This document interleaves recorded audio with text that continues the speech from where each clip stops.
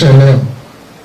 మన ప్రభువు రక్షకుడైన యేసుక్రీస్తు నామములో మీ అందరికీ కూడా నా యొక్క శుభాలు తెలియజేస్తూ ఉన్నాను. బాగున్నారు కదా? మీరు సంతోషంగా ఉండాలని, దీవెనకరంగా ఉండాలని, ఆశీర్వాదకరంగా ఉండాలని నా ఆశ, నా కోరిక, నా ప్రార్థన. ఈరోజు మనము 2025 సంవత్సరంలో డిసెంబర్ నెలలో మనము ప్రవేశించాం. ఈ డిసెంబర్ నెల ఇంకొక 10 రోజులు పోతే నూతన సంవత్సరంలోనికి మనము అడుగుపెట్టబోతూ ఉన్నాం. అయితే నూతన సంవత్సరంలోనికి అడుగు పెట్టకపో ముందు మనము కొన్ని విషయాలు మనము నేర్చుకోబోతూ ఉన్నాం. ఈ 2025 సంవత్సరంలో మన బ్రతుకులు ఎలా ఉన్నాయి, మన స్థితులు ఎలా ఉన్నాయి, మనము ఎలా జీవిస్తూ ఉన్నాం, ఎలా ప్రవర్తిస్తూ ఉన్నాం, ఎక్కడ మనము కూర్చుంటున్నామో, ఎక్కడ మనము లెగుస్తూ ఉన్నామో, ఎక్కడ మనము ఆడుతూ ఉన్నాం అన్నది ఒకసారి మనము జ్ఞాపకం చేసుకుందాం. అయితే ప్రియమైన దేవునికి బిడ్డలారా, ఈ డిసెంబర్ 1వ తేదీ నుండి కూడా దగ్గరగా జనవరి 10వ తారీఖు లోపు వరకు కూడా దేవుణ్ణి ఆరాధిస్తూ ఉంటాం.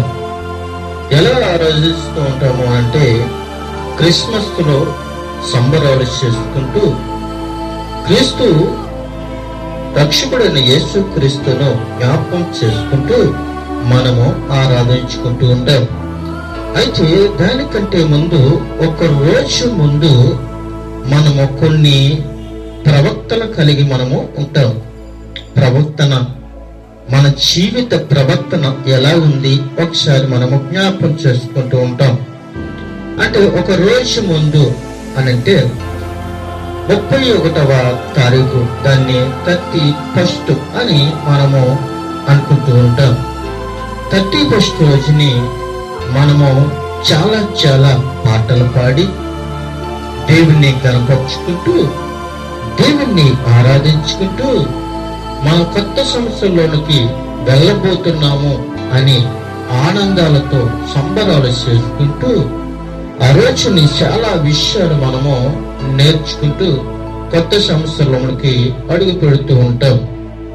ఇది క్రైస్తవులు అనగా దేవుణ్ణి ఎరిగిన బిడ్డలు పాటలు పాడి ప్రభుని స్తుతించుకుంటూ, ప్రభుని గణపరుచుకుంటూ, ప్రభుని ఆరాధించుకుంటూ ఆ రోజునే మళ్ళీ వాగ్దానాలు తీసుకుని, ఆ వాగ్దానం ద్వారా నా జీవితంలో ఏం జరుగుతుందో అని తెలుసుకుంటూ, అలాగే కొంతమంది పాదశుద్ధి తీసుకుంటూ, ప్రభుని జ్ఞాపకం చేసుకుంటూ, ప్రభు బలలో పాలుపప్పులు పొందుకుంటూ, ఆ యొక్క 31వ తారీఖున దేవుణ్ణి ఎంతగానో స్మరించి, నా సొంత రక్షకుడు నాకు సంపూర్ణమైన ఆరోగ్యము, ఆయుష్ను నాకు ఇచ్చాడని 2026 సంవత్సరంలోనికి మనము అడుగు పెట్టబోయే ముందు ఈ కార్యక్రమాలన్నీ కూడా మనం చేసుకుంటూ ఉంటాం. అయితే ఈ రోజుని మనము జ్ఞాపకం చేసుకున్నట్లయితే, ఇది దేవుడు నమ్ముకున్న బిడ్డలు ఈ యొక్క ఆచారముగా కొంతమంది ఆచరించేవారు ఉంటారు, కొంత నిబంధన చేసుకుని నిబంధన ప్రకారంగా నడుచుకునే వారు ఉంటారు, కొంతమంది క్రీస్తును నమ్ముకున్నాను అని చెప్పుకుంటూ క్రీస్తుని పక్కన పెట్టి వాళ్ళు విందులు వినోదాలు చేసుకుంటూ ఉంటారు. ఒక పక్కన క్రీస్తు అని చెప్పుకుంటూ, రెండో పక్కన వాళ్ళు ఏం చేస్తూ ఉంటారంటే, వాళ్ళు విందులు వినోదాలు చేసుకుంటూ వాళ్ళు చాలా అసహ్యంగా ఉంటూ ఉంటారు. అయితే ప్రియమైన దేవునికి బిడ్డలారా, ఈ రోజుని దానిని మనం జ్ఞాపకం చేసుకుని, అలాగ మనము 31st రోజుని కానీ జనవరి 1st రోజున కానీ ఇలాగ కాదు. మన జీవితంలో ఇటువంటివి మనము తీసుకోకూడదు, ఇవి మాకు అసహాయము అని మనం జ్ఞాపకం చేసుకోవాలి. ఎందుకని అంటే మనము నూతన సంవత్సరంలోనికి అడుగుపెట్టే ముందు మనము పాత జీవితాన్ని విడిచిపెట్టాలి.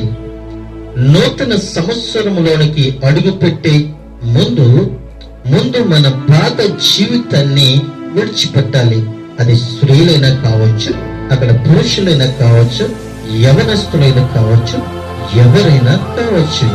మన పాత జీవితాన్ని మనం ఏం చేయాలంటే విడిచిపెట్టి నూతన స్వభావాన్ని మనము ధరించుకోవాలి. అంటే నూతన సంవత్సరంలోనికి అడుగు పెట్టేటప్పటికి మనము ఎలా ఉండాలి అని అంటే పరిశుద్ధులుగా ఉండాలి, పరిశుద్ధంగా జీవించాలి, పరిశుద్ధంగా మాట్లాడాలి, పరిశుద్ధంగా ఆలోచించాలి, పరిశుద్ధంగా మనము ప్రవర్తించాలి. మన చేతులతోటైనను, కాళ్ళతోటైనను, నోటితోటైనను, కళ్ళతోటైనను, ఆలోచనతోటైనను, మన పడకలతోటైనను కూడా మనం ఎలా ఉండాలి అంటే పరిశుద్ధులుగా ఉండాలి. మనం పరిశుద్ధులుగా ఉండాలి అనంటే మన పాత జీవితాన్ని విడిచిపెట్టాలి అని ఇక్కడ మనము నేర్చుకోబోతూ ఉన్నాం. చూడండి ప్రియమైన దేవుని బిడ్డలారా, మొదటి పేతురు రాసిన పత్రికలో 4వ అధ్యాయము 3వ వచనములో మనము చదువుకున్నట్లయితే అక్కడ కొన్ని విషయాలు అక్కడ మనకి జ్ఞాపకం చేస్తున్నాడు. చూడండి, మీరు కూడా మీ గ్రంథాలను తెరిచి మీరు కూడా చూసినట్లయితే అందులో ఉన్నవో లేవో అది మీకు మాత్రమే తెలుస్తుంది. ఇది నా కట్టకథలు కాదు. ఎందుకంటే నూతన సంవత్సరంలోనికి వెళ్ళే ముందు మనము ఎలా ఉండాలి, వేటిని మనం విడిచిపెట్టాలో మనం ఈ రోజుని నేర్చుకుంటూ ఉన్నాం. మనము పోకిరీ చేష్టలు, రెండోది దురాశలు, మూడోది మద్యపానము, నాలుగోది అల్లరితో కూడిన ఆటపాటలు, ఐదోది త్రాగుబోతు విందులు, అలాగే చేయదగిన మరి ఉన్నారు. అయితే ప్రియమైన దేవునికి బిడ్డలారా, మనము పోకిరీ చేష్టలు. ఒక పక్కని 31st రోజుని ప్రార్థనలు పెట్టుకుని చక్కగా దేవుణ్ణి ఆరాధించుకుంటే కొంతమంది పండుగలు ఏం చేస్తూ ఉంటారు అని అంటే పెద్ద బాక్సులు పెట్టి, డీజేలు పెట్టి వాళ్ళు ఏం చేస్తూ ఉంటారు అని అంటే పాటలు, విపరీతమైన పాటలు, ఒక్క పాట మంచి పాట వాళ్ళెవరు ఆ బాక్సుల్లో ఒక్క మంచి పాట దేవుని పాటలు వేయరు. వాళ్ళు పోకిరీ పాటలే వేస్తారు. వాళ్ళు పోకిరీ పాటలే వేసి వాళ్ళు ఏం చేస్తూ ఉంటారంటే చాలా అభ్యాసంగా వాళ్ళు చేస్తూ ఉంటారు. అలాగే వాళ్ళ పోకిరీ చేష్టల వలన చాలా మందికి నష్టమే గాని ఎవరికి కూడా సంతోషము ఉండదు. వాళ్ళ పోకిరీ చేష్టలు చేస్తూ కూడా వాళ్ళ ఆలోచనలు ఎలాగుంటాయంటే దురాలోచనలు అప్పటికప్పుడు వారికి పుట్టుకొస్తాయి. ఎలా పుట్టుకొస్తాయో తెలియదు.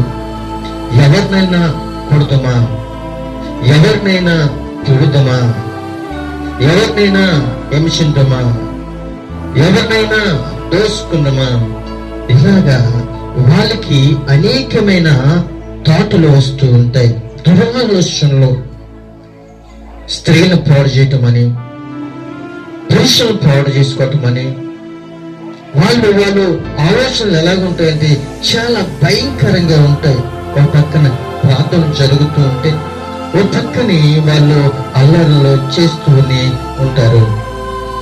మద్యపానము చూడండి, వాళ్ళ పోకిరీ శాస్త్రలే కాదు, దురాలోచనలే కాదు, ఈ అన్నిటికి కారణం ఏమిటి అంటే మద్యపానం. ఈ మద్యపానము ఎప్పుడైతే వాడు తీసుకుంటాడో, వాడంటాడు కొద్దిగా తీసుకున్నాను కదా అంటాడు.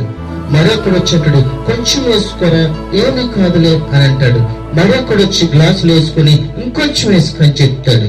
మరింకొకడు వచ్చి ఇంకొంచెం వేసుకొని చెప్తాడు. అలాగా కొంచెం కొంచెం కొంచెం కొంచెము ఎక్కువయ్యి వాడిలోకి ఏమొస్తాయి అంటే దురు ఆలోచనలు వస్తూ ఉంటాయి. వాడి ఆలోచనలు ఎలాగుంటాయి? చాలా కూడా భయంకరంగా ఉంటాయి. ఇది ఎలాగా చేస్తుంది అంటే, ఇది మద్యపానము చేస్తుంది గాని రెండుది కూడా కాదు. వాడి జీవితాన్ని పాడు చేయాలన్నా, వాడి నడవడికను పాడు చేయాలన్నా, వాడి ఆలోచనల్ని తప్పుదారి పట్టించాలన్నా కూడా ఈ మద్యపానమే వాడిని అల్లరి చేస్తుంది గాని అది వాడని కాదండి. ఆ మద్యపానము ఎప్పుడైతే వాడు తీసుకున్నాడో వాడు కాదు. అయితే ప్రియమైన దేవుని బిడ్డలారా, ఈ మద్యపానము ఏం చేస్తుందంటే అల్లరితో కూడిన ఆటపాటలు. ఈ మద్యపానము ఏం చేస్తుందంటే అవసరమైతే వాళ్ళు డ్యాన్సులు వేస్తారు. బాక్సులు ఎదురుగుండగా, డీజేలు ఎదురుగుండగా వాళ్ళు డ్యాన్సులు వేస్తూ ఉంటారు. బట్టలు ఊడిపోయినా సరే, ఆ బట్టలు జారిపోయినా సరే వాళ్ళు కానుకోరు. వాళ్ళు కింద పడిపోయినా సరే వాళ్ళు కొత్త బట్టలు వేసుకుంటారండి. చక్కగా ఇవాళ 31 కదా, చక్కగా మేము ఉండాలి అని వాళ్ళు తలారా స్నానం చేసి చక్కగా ఏదో చక్కగా ఫ్రెండ్స్ తో సంతోషంగా ఉండాలి అని అనుకుని వాళ్ళు ఏం చేస్తూ ఉంటారంటే చక్కగా గడుపుతాము అని అనుకుంటారు. కానీ గడిపేవాడు గడపనివాడు. ఎందుకంటే ప్రియమందరికి బిడ్డలారా, వాడు ఏం చేస్తూ ఉన్నాడంటే మద్యపానం ఎప్పుడైతే తీసుకున్నాడో వాడిలోనికి ఏమొస్తున్నాయి అంటే అల్లరితో కూడిన ఆటపాటలు. అమ్మాయిలతో డ్యాన్స్ వేస్తాడు, అబ్బాయిలతో డ్యాన్స్ వేస్తారు, అమ్మాయిలతో డ్యాన్స్ వేస్తారు, అమ్మాయిలతో డ్యాన్స్ వేస్తారు, అబ్బాయిలతో డ్యాన్స్ వేస్తారు. ఆ డీజేలు పెట్టుకుంటారు, మద్యపానము తీసుకుంటారు, తాగుతూ దిందుతూ విందులు చేసుకుంటూ చాలా భయంకరంగా వాళ్ళు ప్రవర్తిస్తూ ఉంటారు. ఇంకొక విషయం మనం చూసినట్లయితే ఈ పాటలు చాలా భయంకరమైన పాటలు. మరి వాళ్ళ శరీరానికి కావలసిన మరి దుర్భాషలతో కూడిన పాటలు పాడుతూ ఉంటారు. ప్రియమైన దగ్గరికి వెళ్ళారా, త్రాగుబోతు విందులు. ఓ పక్కన ప్రార్థన జరుగుతూ ఉంటాయి, ఓ పక్కనేమో వాళ్ళ కేకులు కట్ చేసుకుని త్రాగుతూ తిరుగుతూ అసహ్యంగా మాట్లాడుతూ అక్కడ సంఘాలని పాడు చేస్తూ సంఘాలను రచ్చగొడుతూ పనికిరాని పాటలు వేసి పనికిరాని బూతులు తిట్టుకుంటూ పనికిరాని డ్యాన్సులతో వాళ్ళ జీవితాలు పాడు చేసుకుని కొత్త బట్టలు వేసుకుంటారు. కానీ ఆ కొత్త బట్టలు కాస్త ఏమైపోతాయి తెలుసా? బురదైపోతాయి, దొల్లేస్తారు, నేల దొల్లేస్తారు. అయితే ప్రియమందరికి బిడ్డలారా, అలాగా ఉండకూడదు అని మరి ఇక్కడ దేవుడు మనకి ఈ రోజుని నేర్పిస్తూ ఉన్నాడు. ఇక్కడ ఈ వర్షంలో మనం చూస్తున్నట్లయితే 7 విషయాలు పేతురు అపోస్తలుడైన పౌలు దేవుడు ఎలాగైతే చెప్పాడో ఆ విధంగా చెప్తూ ఉన్నాడు. 7 విషయాలు జీవితాలను పాడు చేసేవి, కుటుంబాలను చిన్నాభిన్నం చేసేవి. అయితే కారణము ఇవే. ఏంటి అంటే ఒకసారి ప్రాణాలు కూడా కోల్పోయే పరిస్థితి.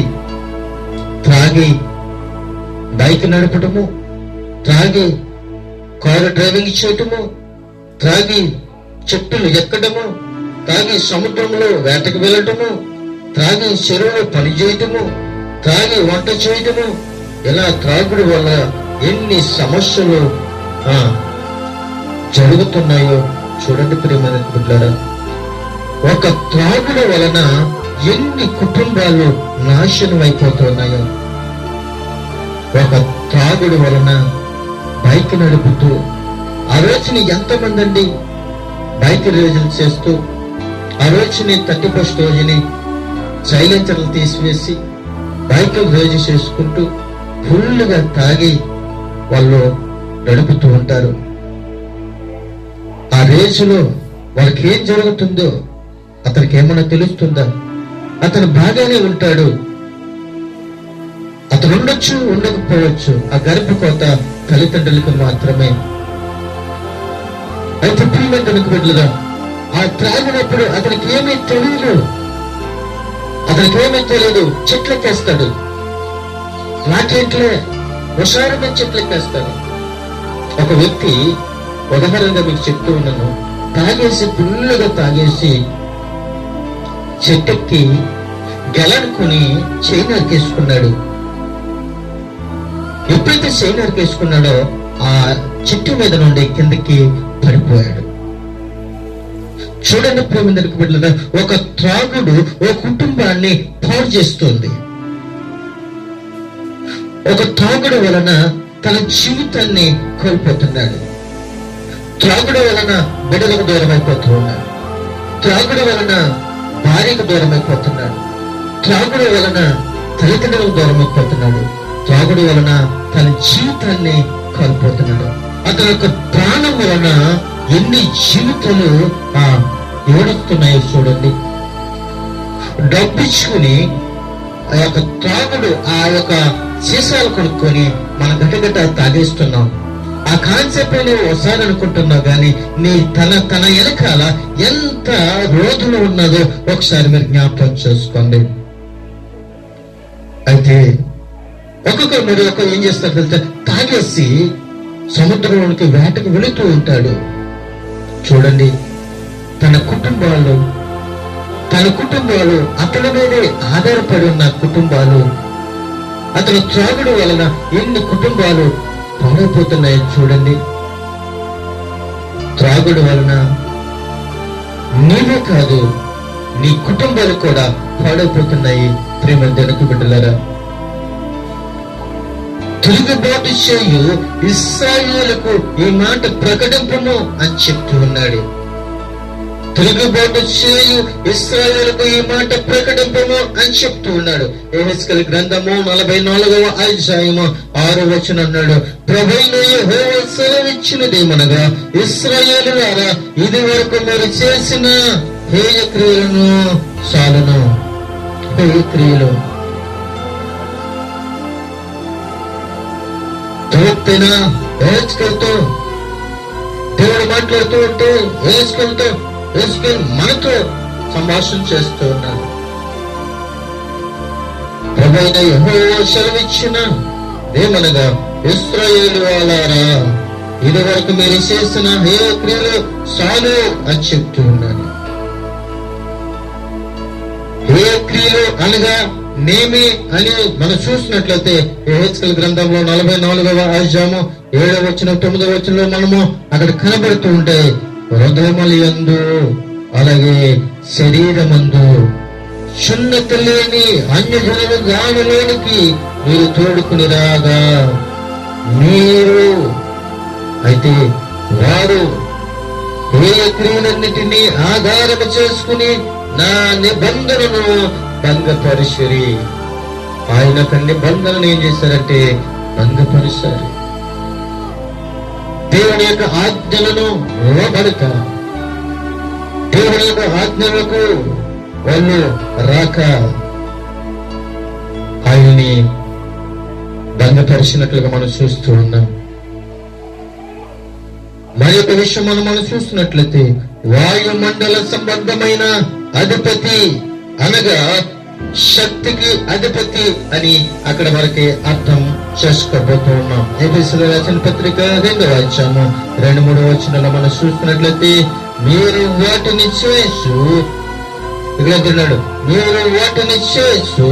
వాయుమండల సంబంధమైన అధిపతిని అనగా అవిధేయులైన వారిని ఇప్పుడు ప్రేరేపించు శక్తికి అధిపతి అనుసరించి ఈ ప్రపంచ ధర్మము చెప్పున మనుపు నడుచుకుంటది అని చెప్తూ ఉన్నాడు. ప్రియమైన దేవుని యొక్క బిడ్డలారా, మరి ఒక విషయాన్ని మనం జ్ఞాపకం చేసుకున్నట్లయితే, అక్కడ మరి ఒక విషయాన్ని దేవుడు మనతో మాట్లాడుతూ ఉన్నాడు. ఆయన చూడండి, ఆయన సర్వశక్తిమంతుడని ఆయన మనతో మాట్లాడుతూ ఉన్నాడు. ఆయన మనతో మాట్లాడుతూ ఉన్నాడు. చూడండి, మీలో ప్రతి వాడును పరిశుద్ధను ఘనత యందును ఉండటమే దేవుని చిత్తము. మీలో ప్రతివాడు పరిశుద్ధత యందును ఘనత యందును ఉండుటయే దేవుని చిత్తము. మొదటి దశలోనికి రాసిన పత్రికలో 4వ అధ్యాయం 3, 5, 7 వచనములో కొన్ని విషయాలు అక్కడ మనకి మాట్లాడుతూ ఉన్నాయి. చూడండి, దేవుని చిత్తము ఏమై ఉండాలో ఆయన మనకు నేర్పిస్తున్నాడు. ఏది ఉండకూడదో ఇక్కడ మనకు నేర్పిస్తూ ఉన్నాడు. మీలో ఏది దూరంగా ఉండాలి అని అంటే, ఏది మీలో దూరంగా ఉండాలి అని అంటే ఇక్కడ 4 విషయాలు చూపిస్తూ ఉన్నాడు. మొదటిది మీలో ఏది దూరంగా ఉండాలి. 1, జారత్వము యందు. మనలో జారత్వం ఉండకూడదండి. మనలో జారత్వం ఉండకూడదు. మన శరీరములను కల్మషము చేసుకోకూడదు. ఎదుటి స్త్రీలతో సాంగత్యము చేయకూడదు. ఎదుటి పురుషులతో సాంగత్యము చేయకూడదు. మన దేవుడు పరిశుద్ధుడు, మనం కూడా పరిశుద్ధులుగా ఉండాలి అని చెప్తూ ఉన్నారు. నా ప్రభువైన యేసు క్రీస్తులో ఆయనలో ఎక్కడ కూడా ఆయన రక్తములో కావచ్చు, ఆయన శరీరంలో కావచ్చు, ఆయన జీవితంలో కావచ్చు, ఆయన ఆలోచనలో కావచ్చు, ఆయన ఎక్కడ కూడా ఆయన తప్పు చేయలేదు. ఆయన తప్పును ఖండించాడు కానీ తప్పుని చేయలేదు. తప్పుని అసహించుకున్నాడు కానీ తప్పుని ఆయన చెయ్యండి అని చెప్పలేదు. అది దావీదునైనా కావచ్చు, అది సంసోనైనా కావచ్చు, లేదు ఎవరినైనా కావచ్చు, ఆయన ఖండించుకుంటూ వచ్చాడు. మీరు చేస్తున్నది తప్పు,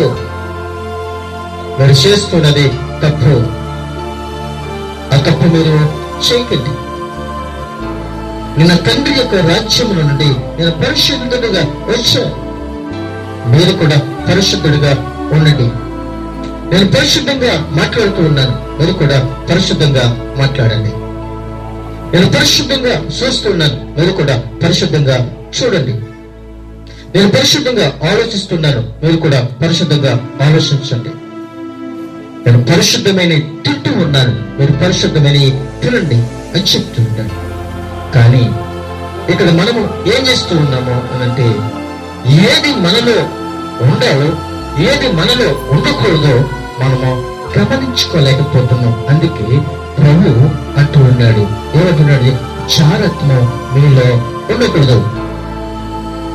రెండవదిగా కామవిలాసము యందు ఉండకూడదు అని చెప్తున్నాడు. చాలా మంది కూడా స్త్రీలే పాపం చేసుకుంటున్నారు.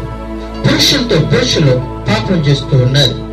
ఈ రోజున ప్రియమైన దొరికబడ్డారా, స్త్రీలతో పాపం చేస్తున్నారు, పురుషులతో పాపం చేస్తున్నారు. లేఖనాల్లో ఉన్న ప్రియమైన దొరికబడ్డారా, ఇది దేవునికి అసహాయము కదా? పురుషుల మీద పురుషులు, స్త్రీల మీద స్త్రీలు అత్యాచారం చేసుకుంటూ ఉన్నారు. స్త్రీలు కాపాడుకోవలసిన స్వభావం కలిగి ఉన్న వారే స్త్రీలు ఈ విధంగా మాట్లాడుకుంటూ ఉన్నారు. స్త్రీల పట్ల స్త్రీలు అసహ్యంగా మాట్లాడుకుంటూ ఉన్నారు. పురుషుల పట్ల పురుషులు అసహ్యంగా మాట్లాడుకుంటూ ఉన్నారు. దేవుడు అంటూ ఉన్నాడు కదా, కామ విలాసము యందు మీరు ఉండకూడదు అని చెప్తూ ఉన్నాడు. మూడవదిగా మనకి చెప్తూ ఉన్నాడు, తన సహోదరునికి మోసము చెయ్యకూడదు ఉండవలను అని చెప్తున్నాడు. స్నేహితుల యందు, సహోదరుల యందు మోసం చేసే వల్ల ఉండకూడదు. కానీ ఈ రోజుల్లో నడుస్తున్నది ఏమిటి అని అంటే, మోసమే ముందు నడుస్తుంది. ఒకరికొకరు మోసం చేసుకుంటున్నారు. ఒకరికొకరు మోసం చేసుకుని ఒకరికొకరు డబ్బులు సంపాదించుకుంటున్నారు, ఒకరికొకరు మోసం చేసుకుని శరీరాన్ని పాడు చేసుకుంటున్నారు, ఒకరికొకరు మోసం చేసుకుని కామ విలాసాలకు వాళ్ళ డబ్బులు సంపాదించుకుంటున్నారు, వాళ్ళ జీవితాన్ని పాడు చేసుకుంటున్నారు, వాళ్ళ కుటుంబాలను పాడు చేసుకుంటున్నారు, వాళ్ళ బిడ్డలను దూరం చేసుకుంటున్నారు, బిడ్డలను చంపేసుకుంటున్నారు, భార్యలను చంపేసుకుంటున్నారు, భర్తలు చంపేసుకుంటున్నారు, తల్లిదండ్రులు చంపేసుకుంటున్నారు. ప్రేమ దొరికి బిడ్డలారా, వాళ్ళ జీవితాల్ని విచ్చలవిడి చేసుకుని, వాళ్ళ జీవితాలని తారుబాటు చేసుకుని వాళ్ళు నరకానికి దగ్గరగా వెళ్ళిపోతూ ఉన్నారు. ఇది మీరు నరకానికి రాకండి అని ప్రభు చదివిస్తూ ఉన్నాడు. 4వ విషయంగా చూసినట్లయితే అపవిత్రులుగా ఉండకూడదు అని చెప్తూ ఉన్నాడు. అపవిత్రులుగా ఉండకూడదు. మన చేతులు దేనిని తాకాలో దేనిని తాకకూడదో దేవుడు మనతో చెప్తూ ఉన్నాడు. దేని దగ్గరికి అనగా ఏ వస్తువును ముట్టుకోవాలో ఏ వస్తువును ముట్టుకోకూడదో దేవుడు ఖచ్చితంగా చెప్తూ ఉన్నాడు. ప్రేమిక బిడ్డగా మీరు అపవిత్రులుగా ఉండకూడదు అని చెప్తూ ఆయన అంటున్నాడు. మరి లో మనం చూసినట్లయితే మీరు పరిశుద్ధులగుటకి దేవుని చిత్తము, మీరు పరిశుద్ధులగుటకి దేవుని చిత్తం. ప్రియమైన బిడ్డలారా, ఈ 4 విషయాలు కూడా మీరు విడిచిపెట్టేస్తే మీరు పరిశుద్ధులుగా ఉండటకే దేవుని యొక్క చిత్తం ఏముంది అంటే మీరు పరిశుద్ధులుగా ఉండండి. ఈ 4 కూడా మీ జీవితంలో ఉండకూడదు. ఈ జీవితంలో ఈ 4 తీసివేసుకుంటే మీరు పరిశుద్ధులే. మీరు పరిశుద్ధులుగా ఉండడానికి దేవుని యొక్క శక్తము, దేవుని యొక్క ఆశీర్వాదాన్ని ఈ 4 మీరు పెట్టుకుంటే దేవుని చిత్తము కాదు అని పరిశుద్ధాత్మ దేవుడు మాట్లాడుతున్నాడు. మనం చూసినట్లయితే మీరు జారత్వమునకు దూరంగా నుండుటయే దేవుని యొక్క చిత్తం. జారత్వమునకు దూరంగా నుండుటయే దేవుని యొక్క చిత్తం. చూడండి ప్రియమైన దగ్గర పెట్టారా, యేసపు ఇంట్లో ఉన్నప్పుడు తన ఆస్తులన్నీ కూడా ఆయనకు అప్పగించినప్పుడు పోతీఫరు యొక్క భార్య అంటుంది, నాతో సాంగత్యము చెయ్యి అని అడుగుతున్నప్పుడు, బలవంతం చేస్తున్నప్పుడు యేసపు అంటూ ఉన్నాడు, ఇది మంచిది కాదు. అన్ని వాటి మీద నాకు అధికారం ఇచ్చాడు గాని నీ మీద నాకు అధికారము ఇవ్వలేదు అని చెప్తూ ఆమెతో చెప్తూ ఉన్నప్పుడు ఆ స్త్రీ అతనిని బలవంతం చేస్తున్నప్పుడు ఆమె చేతిలో నుండి యేసపు పారిపోయాడు. తప్పు చేయలేని ప్రియమైనకు బిడ్డలారా, యేసపు పారిపోయాడు. ఆమె చేతుల వస్త్రాన్ని విడిచిపెట్టేసి పారిపోడు, దూరంగా పారిపోడు. తన యవ్వనాన్ని పాడు చేసుకోలేదు, శరీరాన్ని పాడు చేసుకోలేదు, తన రక్తాన్ని పాడు చేసుకోలేదు, తన జీవితాన్ని పాడు చేసుకోలేదు. దేవునికి భయపడ్డాడు, పారిపోయాడు. ఒక స్త్రీ చేతిలోంచి పారిపోయాడు. ఆ స్త్రీ బలవంతం చేసింది, రోజు వేధించింది. అయినప్పటికీ కూడా యేసపు అక్కడెక్కడ కూడా లొంగిపోలేదు.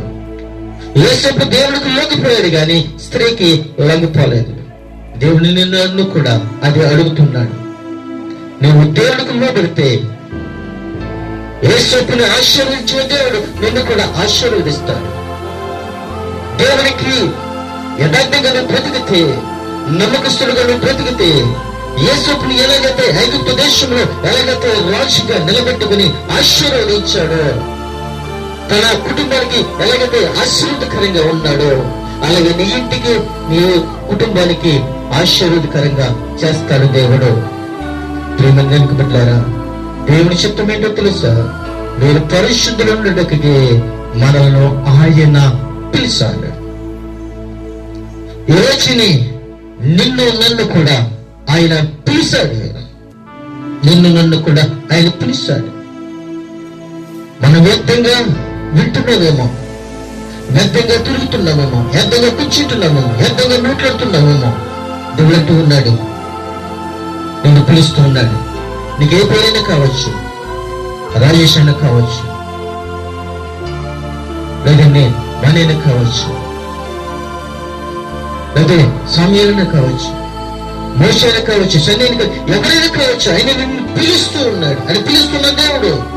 నీ సంఘంలో ఎంతమంది ఉన్నారు అంతమంది ఆయన పిలుస్తూ ఉన్నాడు. ఈ నూతన సంవత్సరంలోకి అడుగు పెట్టే ముందు నీ బ్రతుకుని మార్చుకోను, స్థితిని మార్చుకోను, విధానాన్ని మార్చుకోలేను, నువ్వు ఒక జీవితాన్ని మార్చుకొని ప్రభు ముందుగానే హెచ్చరిస్తూ ఉన్నాడు. ప్రేమను దేవునికి బిడ్డలారు, మీరు పరిశుద్ధులకి మనల్ని ఆయన పిలిచాడు. ఆయన పిలుస్తూనే ఉన్నాడు, ఆయన ప్రేమిస్తూనే ఉన్నాడు. నిన్ను నన్ను కూడా ఎక్కడ విడిచిపెట్టకుండా ఆయన నిన్ను వెంటాడుతూనే ఉన్నాడు. త్రాగుబోతువైనా తిరుగుబోతువైనా ఎటువంటి వాడు అయినప్పటికీ కూడా నీ మనసును మార్చుకుంటావేమో అని యేసయ్య నీ వెంటే తిరుగుతూ ఉన్నాడు. ఏది ఎప్పుడు సంభవిస్తుందో మనకు తెలియదు, ఎప్పుడు ప్రాణాలు పోతాయో, ఎప్పుడు ఏది ప్రమాదం జరుగుతుందో మనకు తెలియని పరిస్థితులు బ్రతుకుతూ ఉన్నాం. అందుకే ప్రభు అంటున్నాడు, మీరు పరిశుద్ధులు గుండుటకే మిమ్మల్ని పిలిచారు.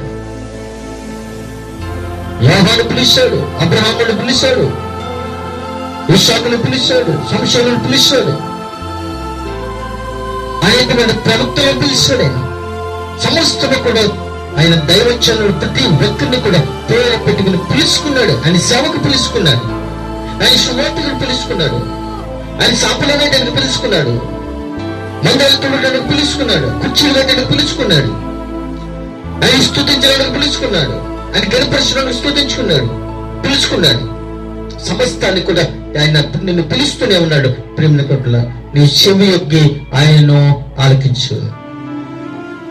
ప్రేమ దేవునికి బిడ్డలారా, సమయాలను మందసభ దగ్గరకు వచ్చాడు. మా ఉన్నప్పుడు దేవాది దేవుడు, పరిశుద్ధాత్మ దేవుడు సమయాలను పిలిచాడు. సమయాలు అని 3 సార్లు పిలిచాడు. అయ్యా నేనున్నాను అని అన్నాడు. సమయాలను పిలిచినప్పుడు సమయాలు నేనున్నాను అని అన్నాడు.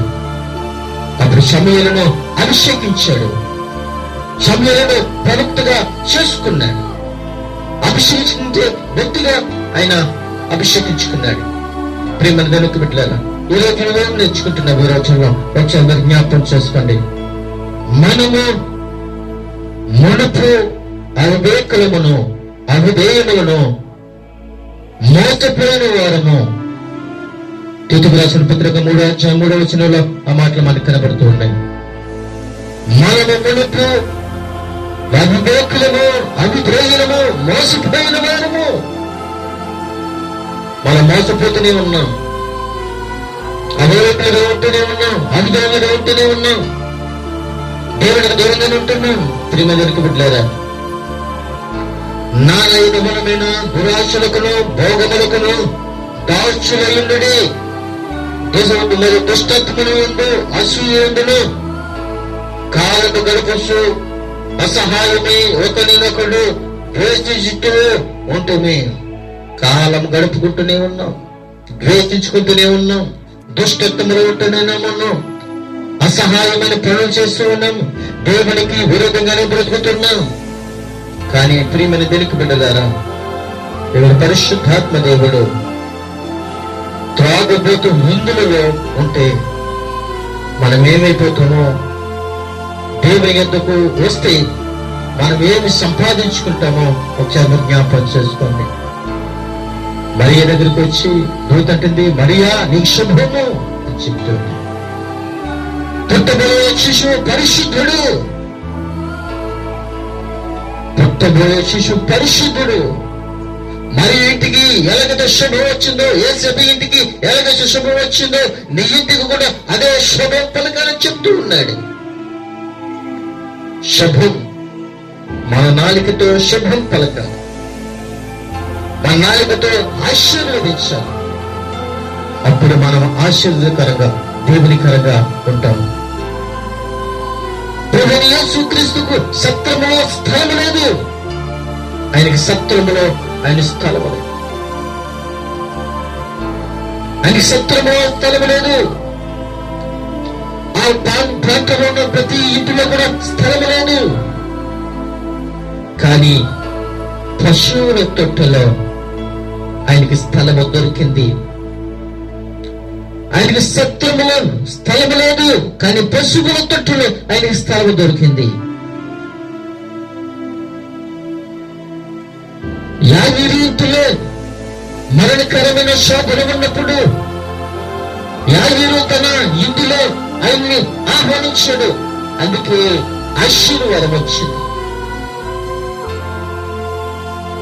సత్రములో యేసుక్రీస్తుకు స్థలము లేదు.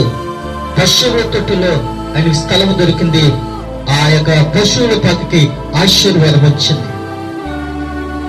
యాయీరు ఇంటిలో మరణకరమైన రోదన, కానీ యాయీరు యేసుక్రీస్తును పిలిచాడు. యేసయ్య ఇంటిలో అడిగిపెట్టాడు. ఆ ఇంటికి ఆశీర్వాదము వచ్చింది.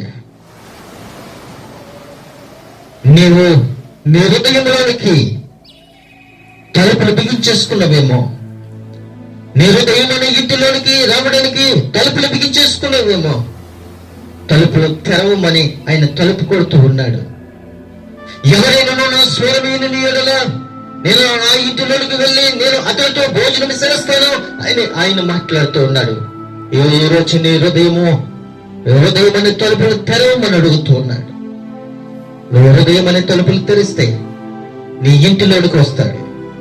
నీ ఇంటిలోనికి కాదు, నీ హృదయంలోనికి వస్తాడు. నీ హృదయంలోనికి కాదు, నీ అరుకాల నుంచి నడినెత్తి వరకు కూడా ఆయనలో ఉంటాడు. నువ్వు వెళ్ళినప్పుడు, వచ్చినప్పుడు, కూర్చున్నప్పుడు, నడుస్తున్నప్పుడు, పడుకున్నప్పుడు, లేస్తున్నప్పుడు ఆయనని స్మరించినట్లయితే ఆయన నిత్యము నీ పక్కనే ఉంటాడు.